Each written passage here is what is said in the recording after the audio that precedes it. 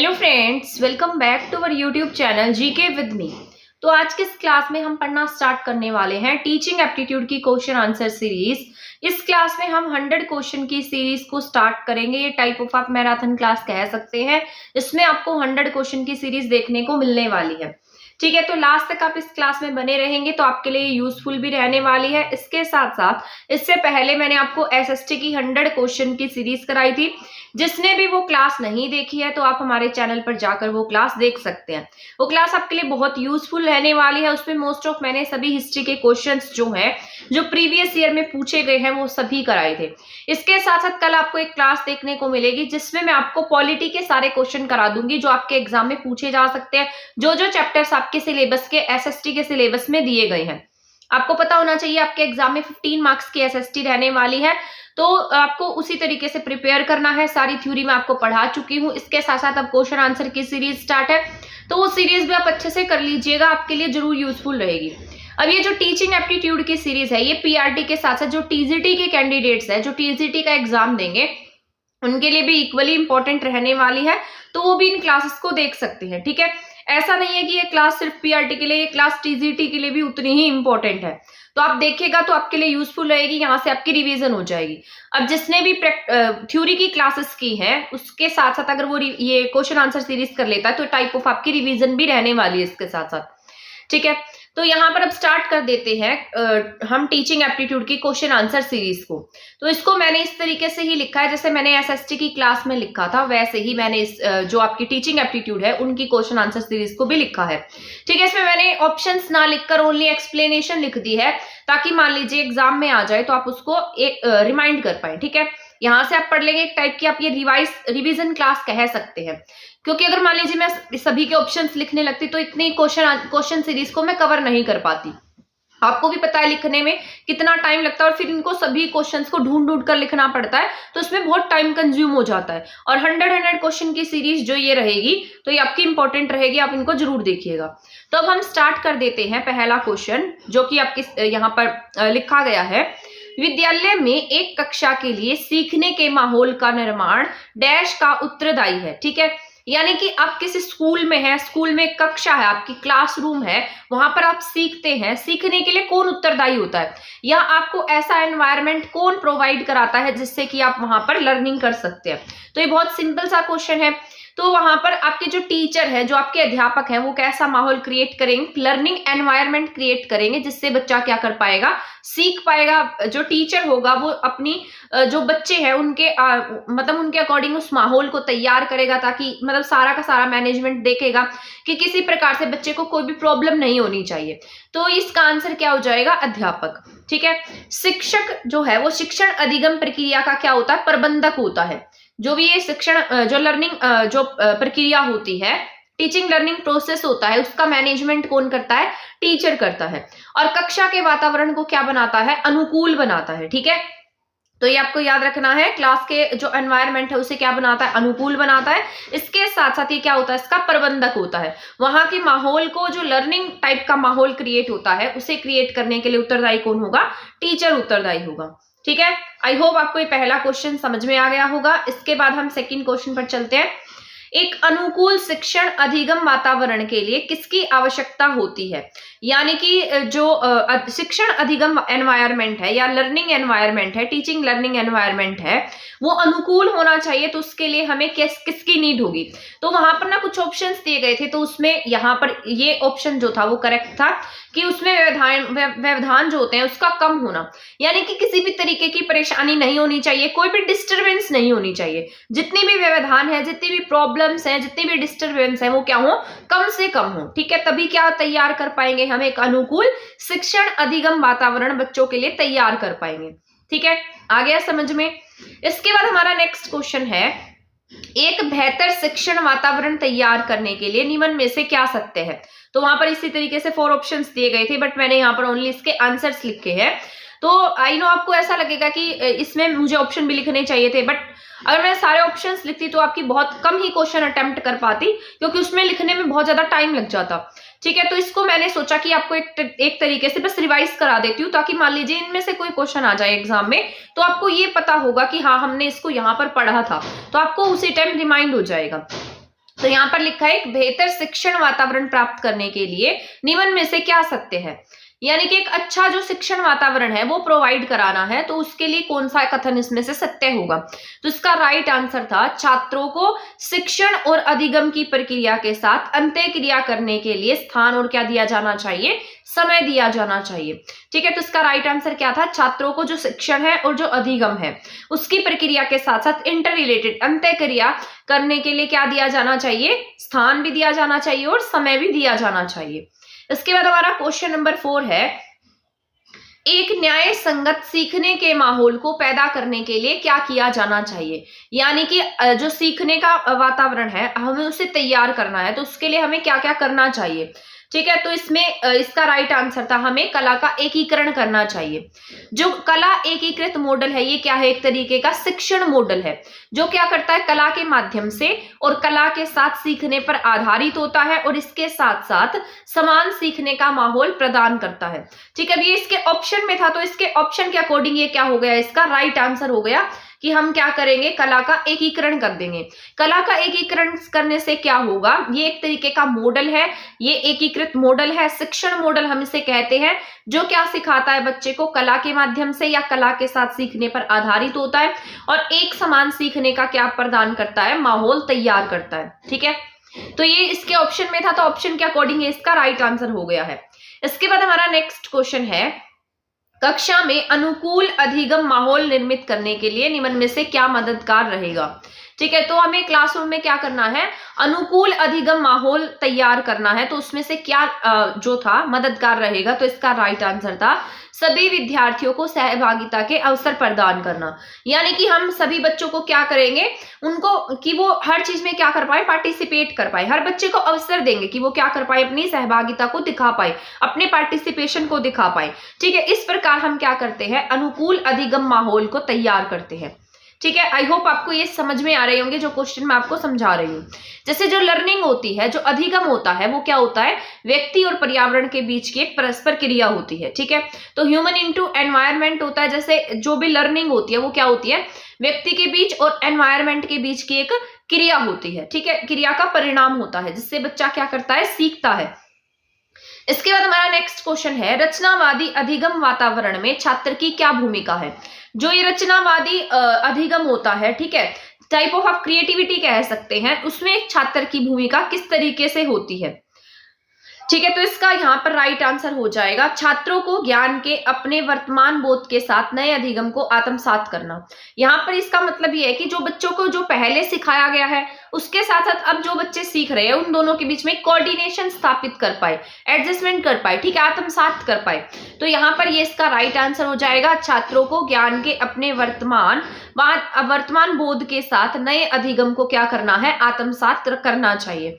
अब रचनावादी जो वातावरण होता है वो क्या करता है, दूसरों के साथ सहयोग पर जोर देता है, शिक्षकों की भागीदारी सुनिश्चित करता है। ठीक है, तो यानी कि सहयोग की भावना को जागृत करेगा और यहाँ पर किसकी भागीदारी को सुनिश्चित करेगा, टीचर्स की भागीदारी को भी सुनिश्चित करता है। तो इसे क्या कहते हैं, रचनावादी वातावरण के नाम से जानते हैं। अब यहाँ पर हमारा नेक्स्ट क्वेश्चन है, निम्न में से क्या समावेशी कक्षा में जो इंक्लूसिव क्लासरूम होते हैं, मैं आपको पता होना चाहिए इंक्लूसिव एजुकेशन मैंने आपको पूरा पढ़ाया था और आपको इंक्लूसिव एजुकेशन आता भी होगा। ठीक है, तो यहाँ पर यही लिखा गया है, निम्न में से क्या एक समावेशी कक्षा में प्रत्येक बच्चे की विशिष्ट जरूरतों के अनुरूप लचीले अधिगम में सहायक है। ठीक है, तो एक यहाँ पर किसकी बात हो रही है, समावेशी कक्षा यानी कि इंक्लूसिव क्लासरूम की बात हो रही है। इसमें प्रत्येक बच्चे की जो विशिष्ट जरूरतें हैं, यहाँ पर आपको पता है सभी टाइप के बच्चे होंगे, चाहे फिर वो यहाँ पर विशेष प्रकार की अक्षमता वाले बच्चे हो या फिर यहाँ पर प्रगतिशील बच्चे हो, प्रतिभावान बच्चे हो, सभी टाइप के बच्चे इसमें शामिल होते हैं और विशिष्ट जरूरतों के बच्चे भी इसमें शामिल होते हैं। तो इसमें यही लिखा गया है कि निम्न में से क्या एक समावेशी कक्षा में प्रत्येक बच्चे की विशिष्ट जरूरतों के अनुरूप लचीले अधिगम में सहायक है। तो इसका राइट आंसर क्या हो जाएगा, सीखने का सार्वभौमिक अभिकल्प यानी कि यूनिवर्सल डिजाइन ऑफ लर्निंग। ठीक है, तो इसका राइट आंसर क्या है, यूनिवर्सल डिजाइन ऑफ लर्निंग। इसके बाद मतलब सभी के लिए एक टाइप की डिजाइनिंग की जाएगी लर्निंग की, सभी को मतलब वहां पर एक ही क्लासरूम में पढ़ाया जाएगा। इसके बाद हमारा नेक्स्ट क्वेश्चन है, इसके बाद हमारा नेक्स्ट क्वेश्चन है, वाइगोट्स्की के अनुसार समीपस्थ विकास का क्षेत्र क्या है।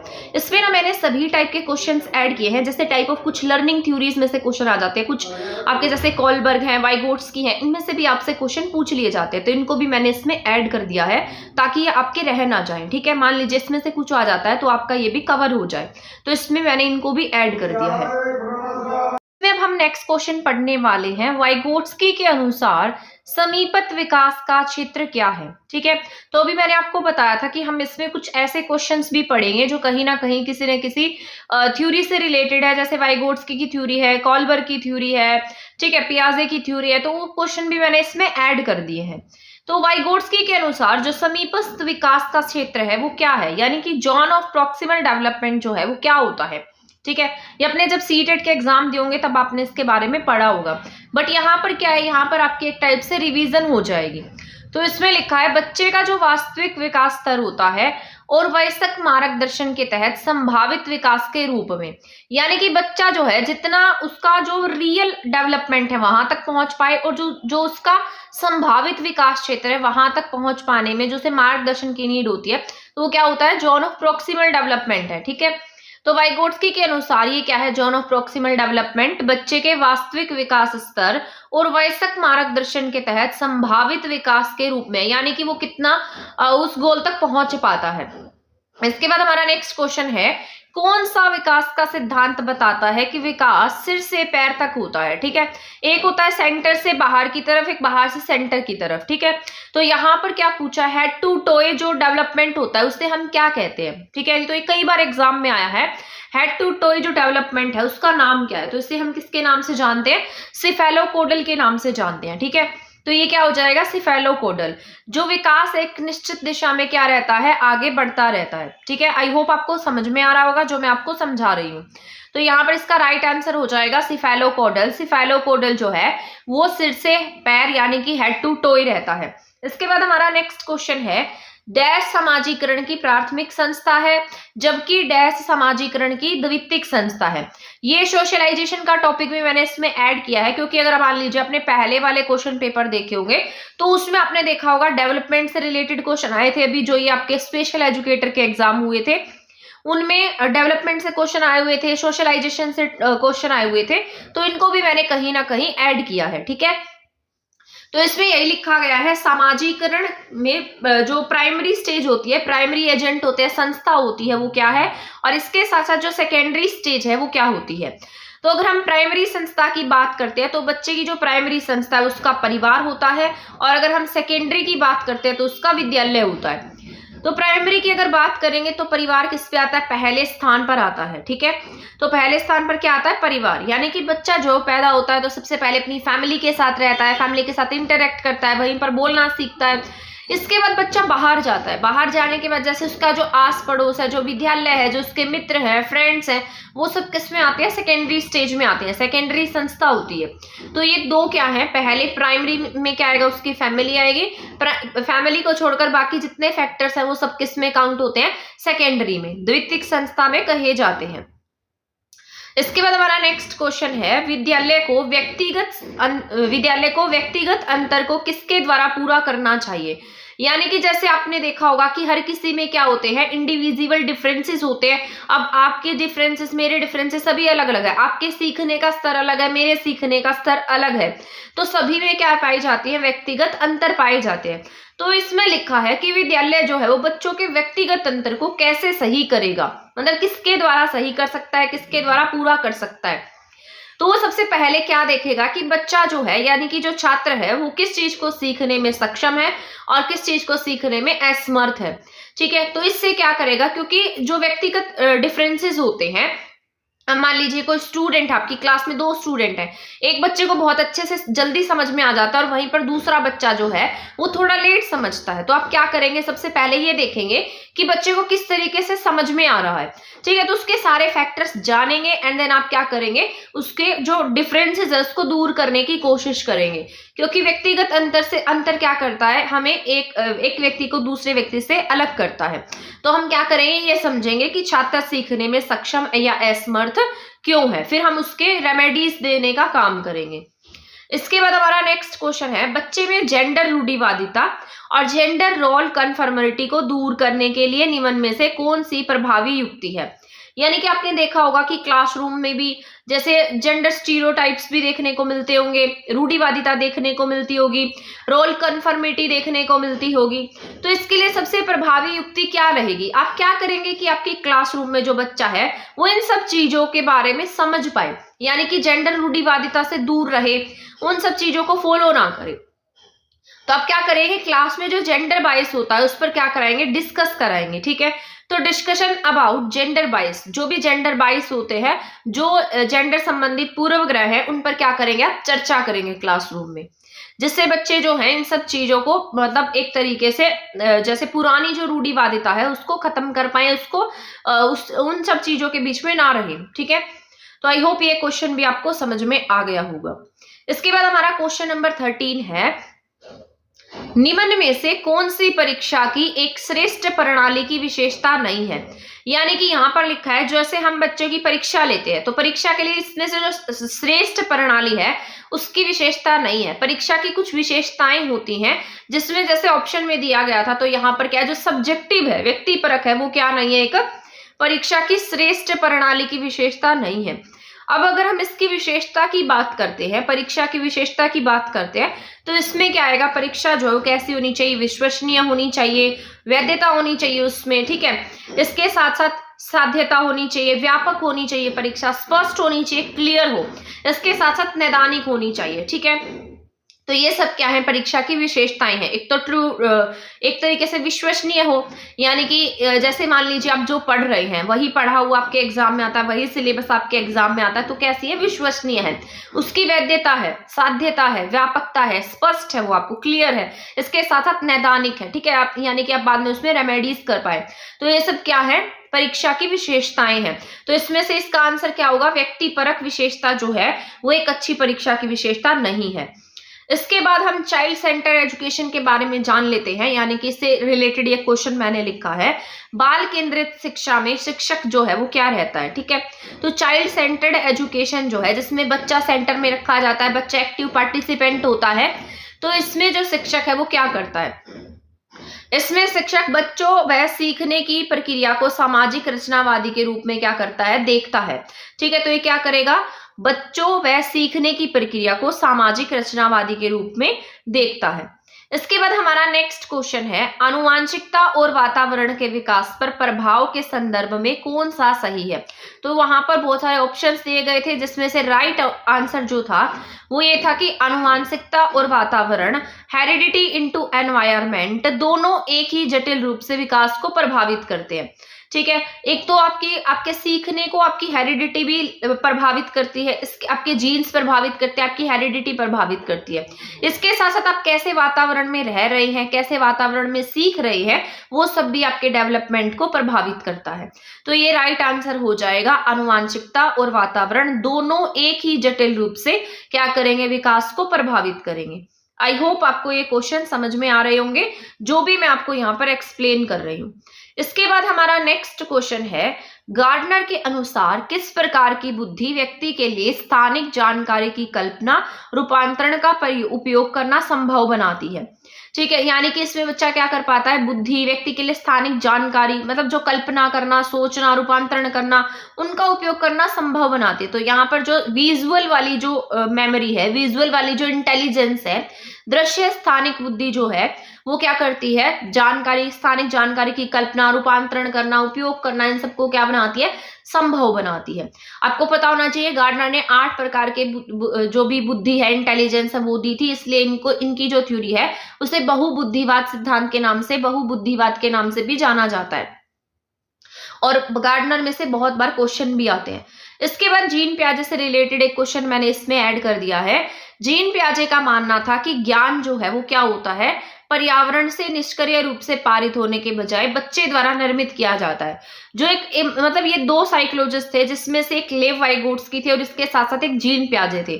जीन पियाजे का मानना था कि बच्चे जो है वो अपने आप क्या करते हैं, नॉलेज को का निर्माण करते हैं। वहीं पर लेव वाइगोट्स्की जो थे वो ये मानते थे कि जो बच्चे हैं वो नॉलेज का निर्माण एनवायरनमेंट से सीख कर करते हैं, अपने आसपास के एनवायरनमेंट में सीखते हैं।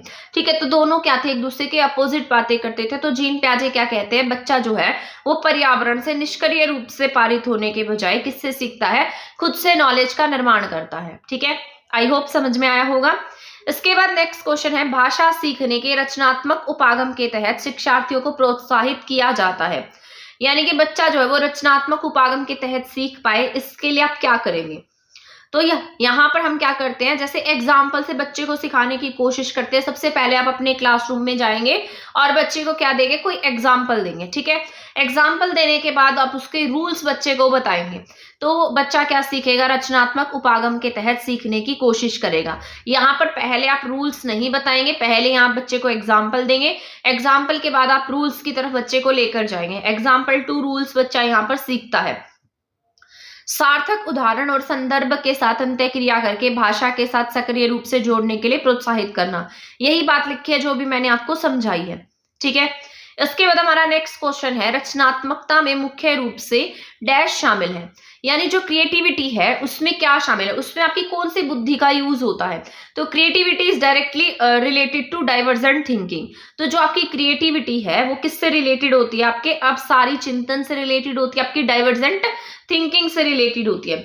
डाइवर्जेंट थिंकिंग जो है वो आपके हर क्षेत्र में काम आती है, हर क्षेत्र में सीखने मदद करती है। और जो आपके अंदर जितनी भी टाइप की क्रिएटिविटी पाई जाती है उसके लिए कौन रिस्पॉन्सिबल होता है, आपकी डाइवर्जेंट थिंकिंग रिलेटेड होती है। लेकिन सिर्फ आप इंटेलिजेंट हैं, आप बहुत ज्यादा सिर्फ एक डायरेक्शन में सोचते हैं, एक डायरेक्शन में काम कर रहे हैं, तब आपकी कन्वर्जेंट थिंकिंग काम करती है। ठीक है, तो convergent thinking creativity is related to divergent thinking. ठीक है, समझ में आ गया।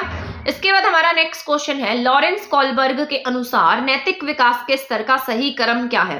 तो लॉरेंस कॉलबर्ग ने 3 टाइप के यहाँ पर स्तर दिए थे, जिसमें से 3 स्तर हैं, जिसमें से पहला स्तर था प्री कॉन्वेंशनल स्टेज, उसके बाद कॉन्वेंशनल स्टेज आता था, उसके बाद पोस्ट कॉन्वेंशनल स्टेज आता था। आप ये मत सोचिएगा कि मैं आपको ये क्वेश्चन करा रही हूँ तो ये तो सीटेट वाले आपके एग्जाम में नहीं आएंगे। आपने अगर स्पेशल एजुकेटर का एग्जाम देखा है वहां पर इनमें से क्वेश्चन पूछे गए हैं, और इसीलिए मैंने ये क्वेश्चन इसमें ऐड किए हैं, क्योंकि आपके सिलेबस में पेडागोजी ऑफ टीचिंग भी दे रखी है, तो उसमें से कुछ भी पूछ सकता है, तो आपको ये क्वेश्चंस भी करके जाने हैं। इसीलिए मैंने इनको ऐड किया है ताकि आपका यहाँ से एक टाइप से रिवीजन होता रहे और आप इसको अच्छे से समझ पाए। तो यहाँ पर क्या लिखा है, प्री कॉन्वेंशनल स्टेज। अगर हम प्री कॉन्वेंशनल स्टेज की बात करते हैं तो इसकी एज ग्रुप जो है वो 4 to 10 ईयर होती है। यहाँ पर बच्चा जो है वह दंड और पुरस्कार के माध्यम से सीखता है। अगर हम कॉन्वेंशनल स्टेज की बात करते हैं तो ये 10 to 13 ईयर का होता है। इसमें बच्चा गुड बॉय नाइस गर्ल बनने की कोशिश करता है।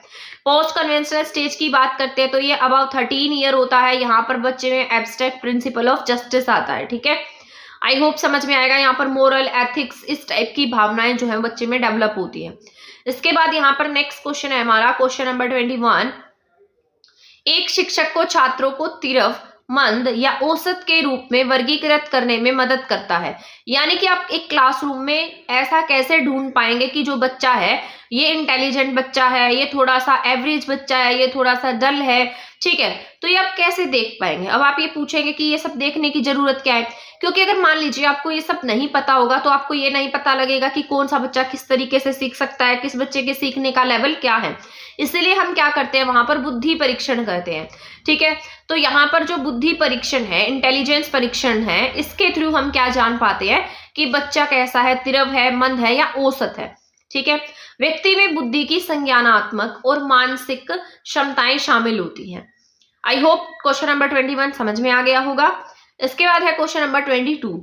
इसको आप लिखिएगा नहीं, सिर्फ आप इसको रीड कर लीजिएगा। जैसे मैं अब आपको पढ़ा रही हूँ, आप सिर्फ इसको सुन भी लेंगे तो भी ये बहुत सफिशिएंट रहने वाला है। तो आप इसको सुन लेना, ठीक है, और क्लास को जरूर देख लेना, क्योंकि बहुत मेहनत से भी क्लास बनाई है और इसके साथ साथ बहुत ढूंढ कर मैं इसमें क्वेश्चन लाई हूँ।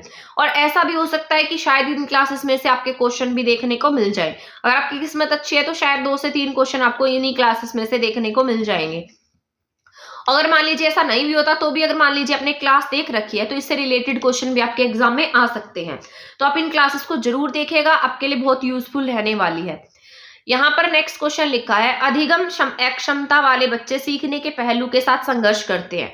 ठीक है। तो अधिगम अक्षमता वाले बच्चे कैसे होते हैं, मतलब उन्हें सीखने के साथ साथ क्या करना पड़ता है, थोड़ी डिफिकल्टीज को फेस करना पड़ता है, उन्हें सीखने में थोड़ी प्रॉब्लम आती है, तो संघर्ष करना पड़ता है सीखने में। ठीक है, तो ये अधिगम जो लर्निंग डिसेबिलिटी के चाइल्ड है, उन्हें सीखने के पहलू के साथ संघर्ष करना पड़ता है। तो ये रीडिंग डिसऑर्डर, डिसलेक्सिया क्या होता है, डिसलेक्सिया इज रीडिंग डिसऑर्डर है। ठीक है, पढ़ने में दिक्कत आती है बच्चे को।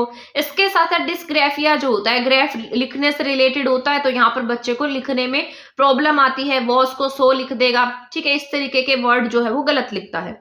डिसकैलकुलिया जो है, यहाँ पर बच्चा एडिशन को मल्टीप्लाई समझ लेता है, ऐड नहीं कर पाता, सब्ट्रैक्ट नहीं कर पाता, तो ये डिसकैलकुलिया है। ठीक है, तो आई होप ये क्वेश्चन भी आपको समझ में आ गया होगा, इंपॉर्टेंट क्वेश्चन था।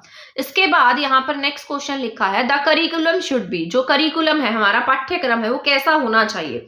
तो कैसा होना चाहिए, फ्लेक्सिबल होना चाहिए, लचीला होना चाहिए। क्योंकि कई बार ऐसा होता है कि हमें ना समय समय पर जो हमारा करिकुलम है उसको चेंज करने की भी नीड पड़ जाती है।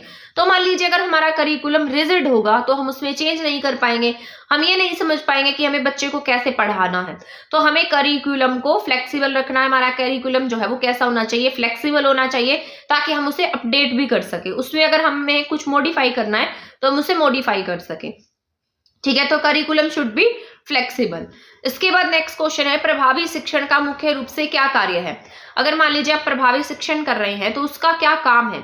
शिक्षक का शिक्षक के प्रति, शिक्षण के प्रति अनुकूल रवैया, यानी कि आप टीचर हैं और आपके टीचिंग के प्रति कैसा होना चाहिए, अनुकूल रवैया होना चाहिए। ये नहीं है कि आप क्लास में जाते हैं और बच्चों को, 4 बच्चों को पीट कर क्लासरूम से बाहर आ जाते हैं और पढ़ाते ही नहीं है। ठीक है, तो ये क्या, ये गलत बात होती है। तो इसमें आपको क्या करना है, शिक्षक का अपने शिक्षण के प्रति कैसा रवैया होना चाहिए, एक अच्छा रवैया होना चाहिए, अनुकूल रवैया होना चाहिए, तभी उसे हम क्या कहेंगे, वो कैसा शिक्षण आपका प्रभावी शिक्षण है। प्रभावी शिक्षण में पाठ्यक्रम से अधिक महत्वता किसको दी जाती है, बच्चों को दी जाती है, यानी कि आप छात्रों के ऊपर ज्यादा ध्यान रखेंगे। ठीक है, तो ये क्या कहा जाएगा, आपका प्रभावी इफेक्टिव टीचिंग कही जाएगी। ठीक है, इसके बाद नेक्स्ट क्वेश्चन है, समावेशी कक्षा में शिक्षण शिक्षकों के लिए एक चुनौती है और एक डैश की मांग करता है। क्योंकि आपको पता होना चाहिए, मैंने आपको कहा था जो इंक्लूसिव एजुकेशन है वहां पर जो बच्चा है, इंक्लूसिव एजुकेशन में आपको हर टाइप के बच्चों को हैंडल करना पड़ता है। वहां पर बहुत टाइप के बच्चे होते हैं, सभी टाइप के बच्चों को आपको वहां पर हैंडल करना होता है। ठीक है, यहाँ पर बहुत सारे जैसे प्रतिभाशाली बच्चे एक साथ पढ़ेंगे, दिव्यांग बच्चे भी साथ में पढ़ेंगे, जो कोई विशेष अक्षमताओं वाले बच्चे हैं, विशेष बच्चे हैं, वो भी सभी एक साथ पढ़ते हैं। तो एक टीचर को क्या होना चाहिए, यहाँ पर टीचर जो है विशेषज्ञता का टीचर होना चाहिए, जिसे सभी टाइप के बच्चों को हैंडल करना आए। तभी समावेशी कक्षा में शिक्षण जो है वो शिक्षकों के लिए एक चुनौती है और एक किसकी मांग करता है, विशेषज्ञता की मांग करता है। ठीक है, तो ये आपका हो जाएगा यहाँ पर राइट आंसर, विशेषज्ञता। आई होप आपको समझ में आ रही होंगे जो क्वेश्चन मैं आपको समझा रही हूँ। थोड़ी फास्ट बोल रही हूँ क्या मैं जल्दी जल्दी बोल रही हूँ क्या। तो इसके बाद हमारा नेक्स्ट क्वेश्चन है, अभी मैं थोड़ा स्लो करके पढ़ा देती हूँ। तो यहाँ पर नेक्स्ट क्वेश्चन है, यदि कोई शिक्षक इतिहास पढ़ाते समय चित्रों का उपयोग कर रहा है, मान लीजिए आप एक हिस्ट्री के टीचर हैं और साथ साथ आप मतलब इमेजेस का भी यूज कर रहे हैं, तो ये क्या तकनीक कक्षा को समावेशी कक्षा बना देगी। तो इसका राइट आंसर हो जाएगा हाँ। ठीक है, तो मान लीजिए अगर आप पढ़ा रहे हैं, पढ़ाने के साथ साथ मान लीजिए आप कुछ विजुअल का यूज कर रहे हैं, कुछ पिक्चर्स का यूज कर रहे हैं, तो आपने देखा होगा आपकी क्लास में अलग अलग टाइप के बच्चे, तो आप सभी का ध्यान में रखकर बच्चों को पढ़ा रहे हैं। तो इस प्रकार से हम क्या कह सकते हैं कि आपकी कक्षा जो है वो कैसी है, समावेशी कक्षा है। तो इसका राइट आंसर हाँ हो जाएगा। ठीक है, इसके बाद हमारा नेक्स्ट क्वेश्चन है, कौन सा विविध शिक्षार्थियों को सुलभ स्वरूपों में शिक्षण अधिगम सामग्री प्रदान करने का अर्थ है। कौन सा विविध शिक्षार्थियों को सुलभ स्वरूपों में शिक्षण अधिगम सामग्री प्रदान करने का अर्थ है। तो इसका राइट आंसर होगा अधिगम का सार्वभौमिक प्रारूप, यूनिवर्सलाइजेशन हम कह सकते हैं ऑफ लर्निंग। इसके बाद नेक्स्ट क्वेश्चन है, प्रारंभिक बाल्य अवस्था शिक्षा केंद्र को समावेशी बनाने के लिए क्या किया जा सकता है।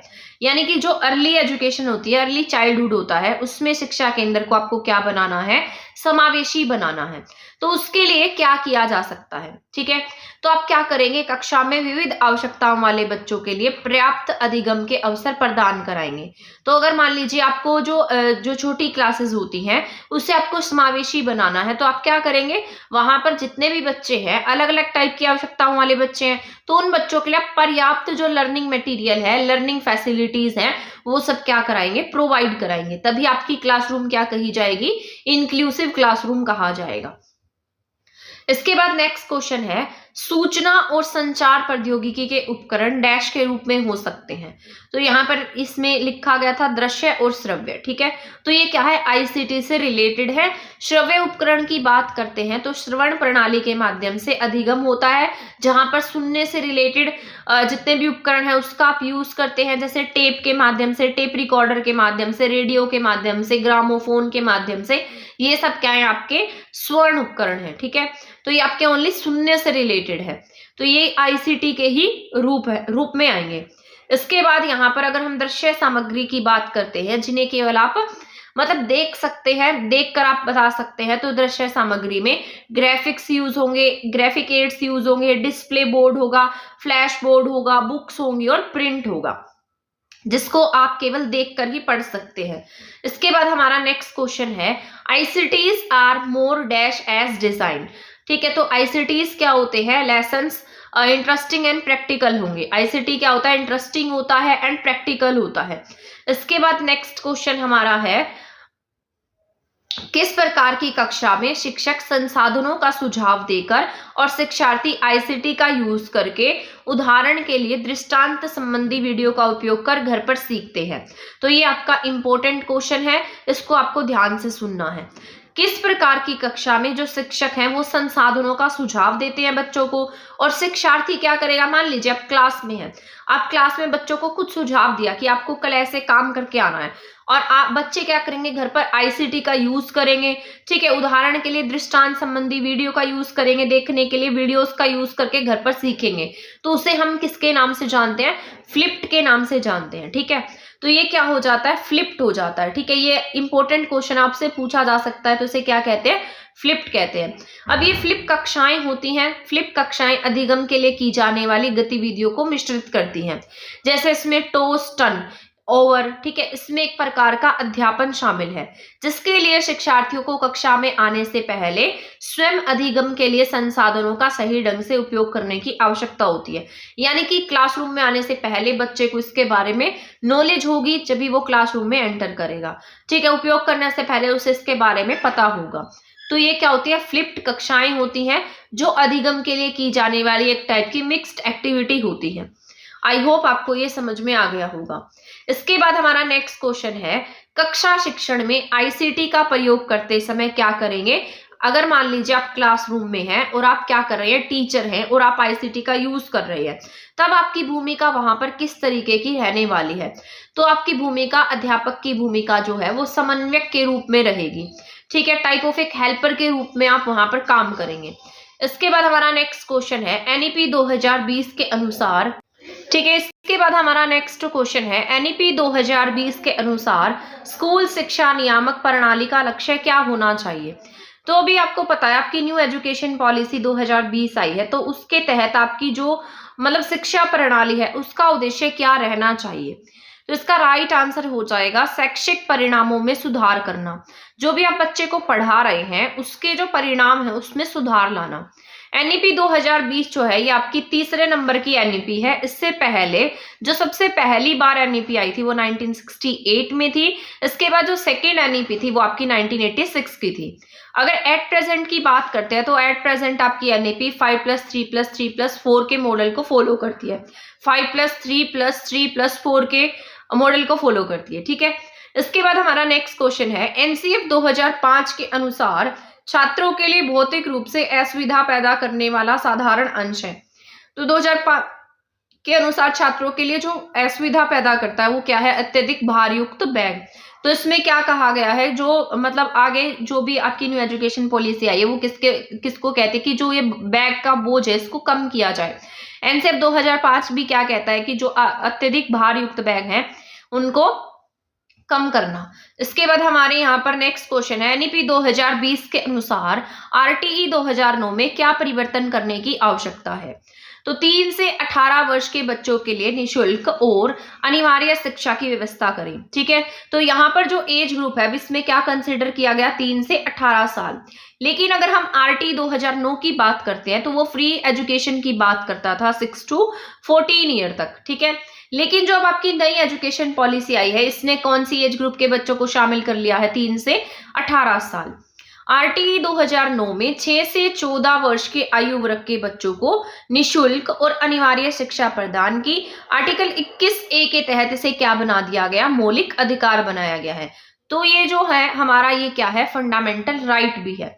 तो अब यहाँ पर न्यू एजुकेशन पॉलिसी में 3 से 18 साल के बच्चों के लिए निःशुल्क और अनिवार्य शिक्षा की व्यवस्था की गई है। आरटीई 2009 में ये 6 से 14 साल के लिए थी। ठीक है, 21A आर्टिकल के तहत इसे मौलिक अधिकार में रखा गया है, यानी कि ये हमारा फंडामेंटल राइट्स भी बनाया गया है। इसके बाद हमारा नेक्स्ट क्वेश्चन है, निम्न में कौन सा भाषा और साक्षरता निर्देश में प्रयुक्त प्रमुख घटक है। तो निम्न में कौन भाषा और साक्षरता निर्देश में प्रयुक्त प्रमुख घटक है, तो इसका आंसर हो जाएगा ओरल लैंग्वेज, मौखिक भाषा का विकास। ठीक है, भाषा और साक्षरता निर्देश में 4 प्रमुख घटक होते हैं, जैसे मौखिक भाषा है, शब्दों को पहचानना है, पढ़ना है और लिखना है। ठीक है, तो ये ओरल लैंग्वेज है, मौखिक भाषा का विकास है। इसके बाद एनईपी 1986 का महत्वपूर्ण शैक्षिक उद्देश्य क्या था, यानी कि जो 1986 की हमारी सेकंड एजुकेशन पॉलिसी थी वो किस पर फोकस्ड थी, तो वो फोकस थी सार्वभौमिक पहुंच और नामांकन पर, यानी कि जो शिक्षा है वो क्या हो, सब तक पहुंच पाए और नामांकन हो पाए। इसके बाद जो एनईपी 2020 है वो किस पर बल देती है, वो वैचारिक समझ पर बल देती है। ठीक है, ये कुछ वन लीनियर क्वेश्चन है, इनको सिर्फ आपको रीड करने की नीड है, इसमें आपको बहुत ज्यादा दिमाग लगाने की जरूरत नहीं है।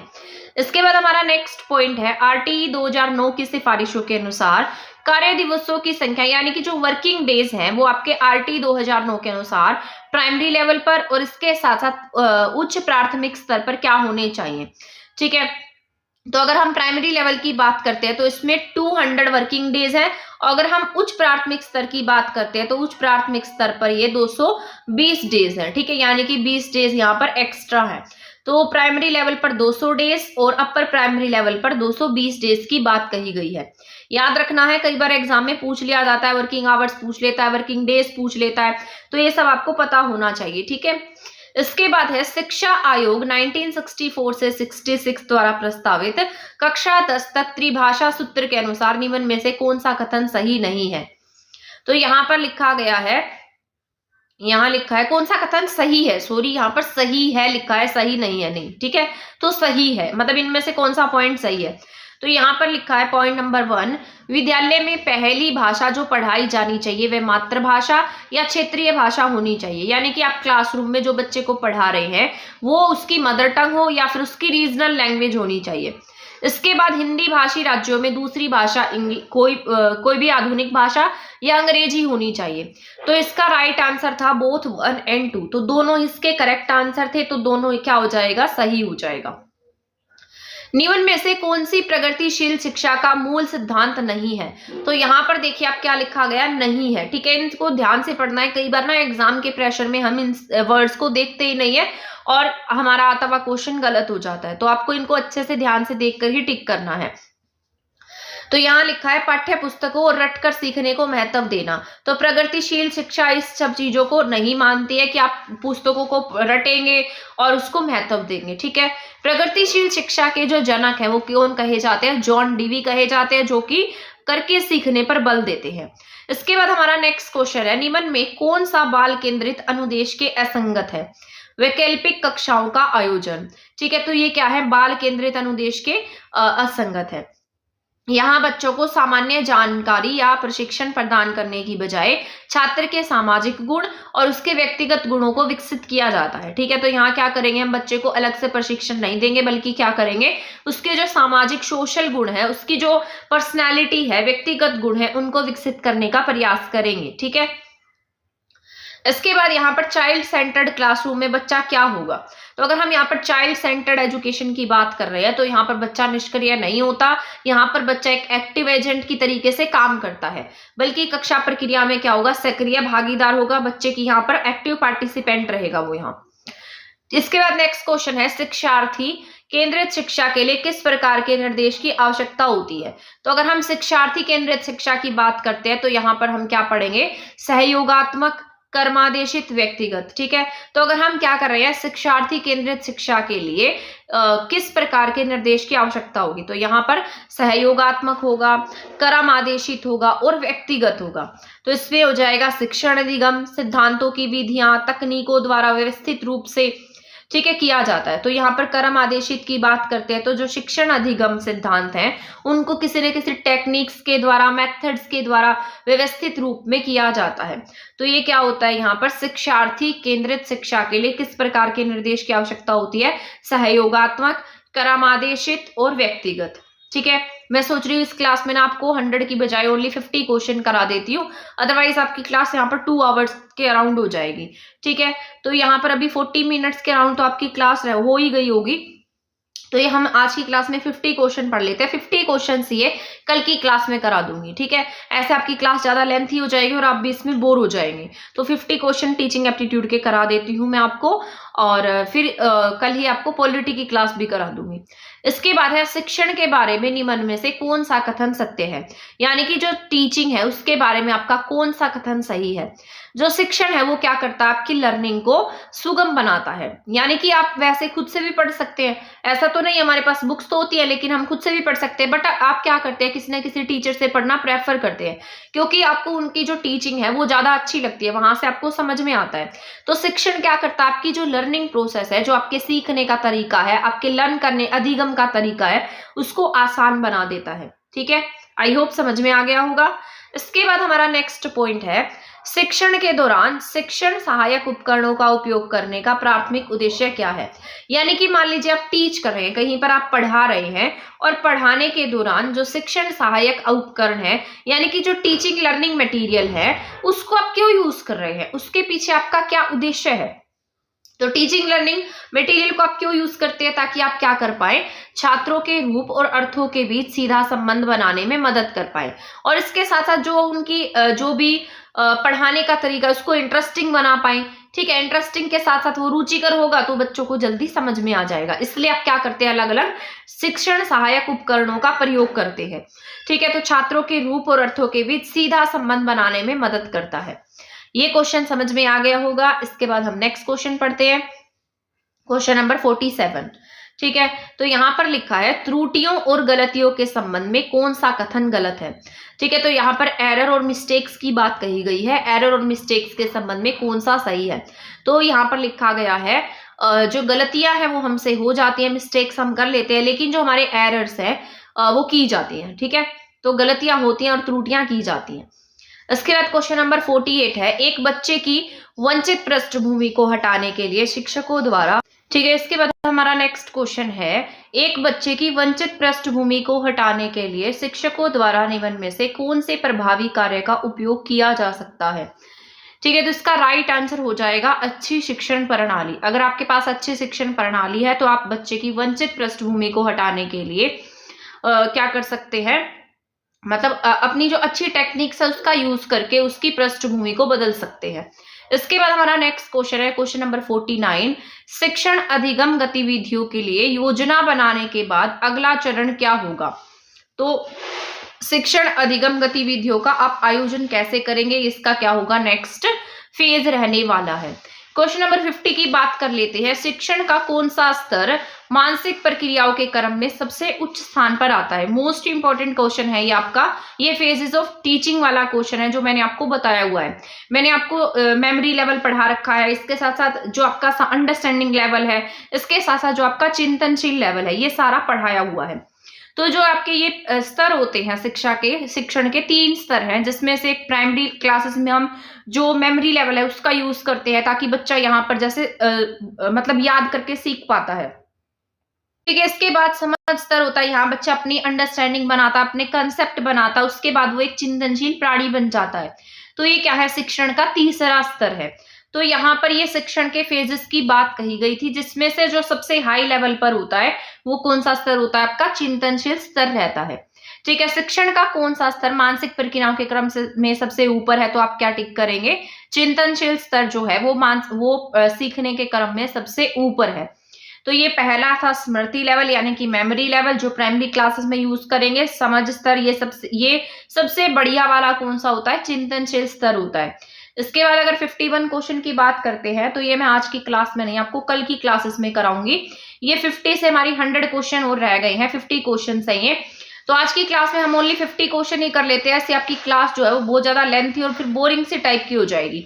तो 50 क्वेश्चन ही बहुत है आज की क्लास में। कल की क्लास में मैं आपको ये नेक्स्ट 50 क्वेश्चन कराने वाली हूं, तो आप क्लास में जरूर बने रहिएगा, क्लासेस को जरूर देखिएगा, आपके लिए बहुत यूजफुल रहेंगी। और चैनल के साथ बने रहिएगा, ऐसे ही आपको और कंटेंट देखने को मिलेगा। मान लीजिए आपका चंडीगढ़ पीआरटी का एग्जाम इस मंथ में हो जाता है, उसके बाद आपके DSSB के भी एग्जाम है, तो आप चैनल के साथ बने रहेंगे तो आपको DSSB का कंटेंट भी देखने को मिलेगा। क्योंकि एक बार अगर आपका चंडीगढ़ का पेपर हो जाता है, उसके बाद हम फ्री हो जाएंगे और हम फिर दिल्ली के जो DSSB का एग्जाम है उसकी प्रिपरेशन करेंगे, तो आपके लिए यूजफुल रहेगी। ठीक है।